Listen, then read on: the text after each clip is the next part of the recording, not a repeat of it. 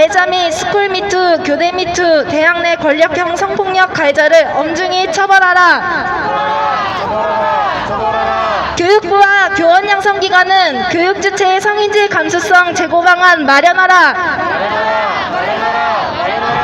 학교 현장 N번방 사건 해결은 분명합니다. 관련자 전원을 조속하고 엄정하게 처벌하는 것이 길입니다.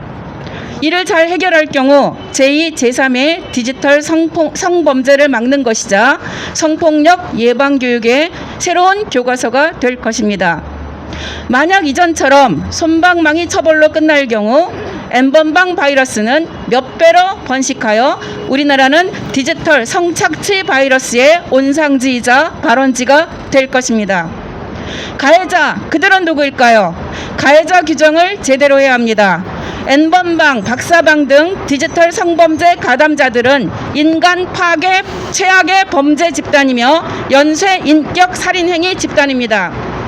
이들은 자기들끼리 절대 잡히지 않는다, 별거 아니다, 잡혀도 금방 나온다 등의 범죄 불감증 체면을 걸면서 피해자들의 신체와 개인정보들을 공유하며 아동 청소년들에 대한 성착취 범죄에 가담한 자들입니다. 그들 스스로 말했습니다. 이 정도 되면 누구 하나 죽는 애 나와야 하는데 죽었다는 애 못 들어봤다. 한 명 죽어도 오질 텐데 경찰은 매일 쳐 놀기만 하고 등의 조롱을 일삼으며 자신들의 집단 살인 행위를 즐겼습니다. 이들이 이렇게 발언하는 이유는 무엇일까요? 디지털 성착취 성범죄가 확산되는 이유는 왜곡된 성인식과 인권의식의 부족, 검찰과 법원의 솜방망이 처벌 때문입니다. 시키며 성적 이분법으로 성적 착취를 즐겼습니다.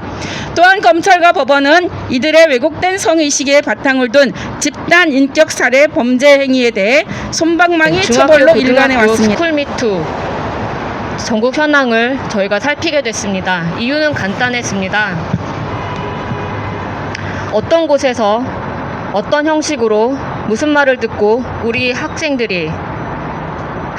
제가 우리 아이가 다니게 할 학교가 정말로 안전한 곳인지 알고 싶었습니다. 곧 저는 학부모가 되겠죠. 하지만 너무나 두렵습니다. 스쿨미투, 학교 성폭력을 고발한 학생들 스스로 고발한 그런 목소리입니다. 그저 이러는 학교 성폭력이 아니라 성폭력 가해자들이 있었고 신체적뿐만 아니라 정신적으로 엄청난 언어폭력을 행사하는 그들이 교단에 버젓이 있었습니다. 3월과 9월이 되면 학생들은 트위터 계정으로 익명으로 올립니다. 가해 교사가 돌아왔어요. 어떻게 해야 하죠? 너무나 두렵습니다. 가해 교사가 돌아왔다는 그 말은 무엇을 의미하는 걸까요? 학생들이 그동안 들어왔던 그 언어들은 너무나 끔찍했습니다. 10달 동안 배부르게 해줄까? 다리 오므려라, 조개 보인다. 이런 가해 발언들을 어린 학생들이 교육 현장에서 듣고 있었습니다. 그들은 경징계를 받았을까요? 중징계를 받았을까요? 아무도 알 수가 없습니다. 가해 교사가 돌아왔다는 그 말은 무엇을 의미하는 겁니까? 여기에 계신 분들은 예비 교사이시죠. 아이들을 만나게 되실 겁니다. 침묵하지 않고 이렇게 나서주신 점 너무나 감사드립니다. 하지만 아직도 교육 현장에서는 침묵하고 있는 다수의 교사들이 있으며 그들을 옹호하고 있는 교육청이 있고 교육부가 있습니다. 저희가 전국의 16개 시도교육청 제주도를 제외한 곳에 정보공개 청구를 하였으나 스쿨미투 처리 현황은 아직도 비공개, 부분공개, 자료 보존제로 공개되고 있지 않습니다. 가해자, 피해자가 분리가 되었는지, 가해 교사가 어떤 징벌을 받았는지, 교육청의 처리는 어땠는지 너무나 당연하게 알아야 할 그 정보가 아직도 공개되지 않고 작년 2019년 스승의 날 서울시 교육청 상대로 고소한 사안이 올해 2020년 3월 5일 일부 항소로 저희가 승소를 했으나 서울시 교육청은 다시 항소를 했습니다. 항소한 이유는 가해교사의 사생활 보호, 배제 징계로 돌아온 교사가 교단에 설 수 있을지 우려스럽다는 것이 그 이유였습니다. 제 길을 의심하지 않을 수가 없었습니다. 교육청, 저희와 소송을 벌인 당사자인 서울시 교육청, 민주시민생활교육과 성평등팀이 그런 발언을 저희 앞에서 했습니다. 그들에게 아이는 없었습니다. 가해 교사들과 같이 교단에 서실 교사분들은 어떨까요? 학교의 명예를 더럽히는 자는 과연 누구입니까? 학생들은 어디서 보호를 받아야 할까요? 이름을 내놓지 못하고 어리기 때문에 무명으로, 익명으로 고발을 해왔던 그 많은 학생들, 2019년엔 보이지 않는다고 무시되고 있는 겁니다. 서울 교대에서 일어난 사건이 놀랍지 않았습니다. 그런 가해 발언들을 하는 교사들과 초등학교에서 또 아이들은 잘하고 있겠죠. N번방 다르지 않습니다. 수행평가를 들고 옷 벗고 기다리면 수행평가 만점 주겠다, 이런 발언하는 교사가 있고, 개인정보를 들먹이면서 성착취를 하는 N번방의 가해자들, 무엇이 다릅니까? 교단은 그런 곳이 아니지 않습니까? 우리가 바라는 학교는 그런 곳이 아니지 않습니까? 교육청은 답을 해야 합니다. 교육부도 마찬가지입니다. 언제까지 본인들의 과오를 숨기기에 급급할 겁니까?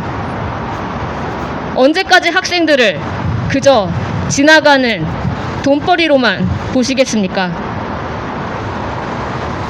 입법 처리 요구합니다. N번방 가해자들과 더불어서 스쿨미투 처리현황 정말 공개해야 합니다. 그것부터 시작입니다. 여러분의 일터를 지켜줘야 하고 아이들의 배움터를 지켜줘야 하는 교육청, 교육부 아무것도 하고 있지 않다는 것을 똑똑히 기억해 주십시오. 그리고 얼마나 많은 피해자들이 있는지 그들을 기억해 주시고 목소리를 함께 내주시길, 교단에 서시게 되는 그날에도 함께 해주시길, 결코 침묵하지 않아 주시길 간절히 바랍니다. 페미니즘 교육 꼭 실행해 주십시오. 아이들에게 자기 자신이어도 나답게 살아도 결코 힘든 세상이 아니라는 걸 선생님들이 되실 여러분들이 보여주십시오.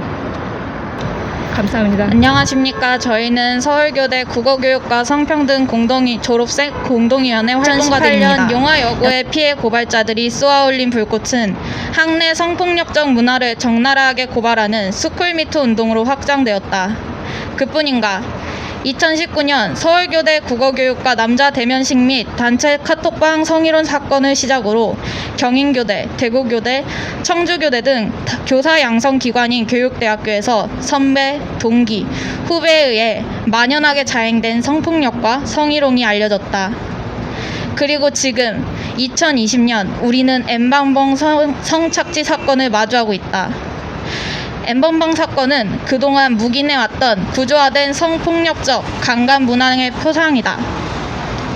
성폭력적 문화 속에서 보호라는 명목으로 통제되어 온 여성 청소년들은 성착취의 피해자가 되었으며, N번방에 가입한 26만의 평범한 얼굴을 가진 남성들은 여성 청소년과 여아를 성적 대상화하고 착취한 가해자가 되었다. 몇몇은 N번방 사건의 원인을 여성 청소년들에게서 찾는다. 남성들의 잘못된 욕구의 분출은 여성 청소년들이 시작한 색계와 일탈계에 기인했다는 시각이다. 그러나 우리는 묻는다. 26만 명이 가입한 N번방이 과연 일부 남성의 문제인가? 모성적인 존재로 취급된 여성 청소년이 호기심으로 올린 사진이 강간 문화에 노출된 이유는 무엇일까? 왜 그들은 피해 사실을 고발하지 못하고 숨겨야 했을까? 그 근원은 다시 성차별과 성폭력적 구조가 공고한 학교와 교육을 향한다. 여자는 모두에 약하고 남자는 누구에 약하다라는 성교육 표준화는 여전히 학교 현장에서 활용되고 있으며 잘못된 성관념을 정당화한다. 성폭력 예방교육은 안 돼요, 하지 마세요를 반복하는 피해자 순결 이데올로기에서 벗어나지 못하고 있다. 스쿨미투 가해 교사들은 여전히 교단에 있으며 학생들의 말하기는 교사들의 위계에 의해 통제되고 있다. 섹슈얼리티는 사적인 이야기로 음란하고 교육적으로 적절하지 않다는 이유로 교육 현장에서 다뤄오지 않았다. 따라서 우리는 변화를 요구한다. 서울교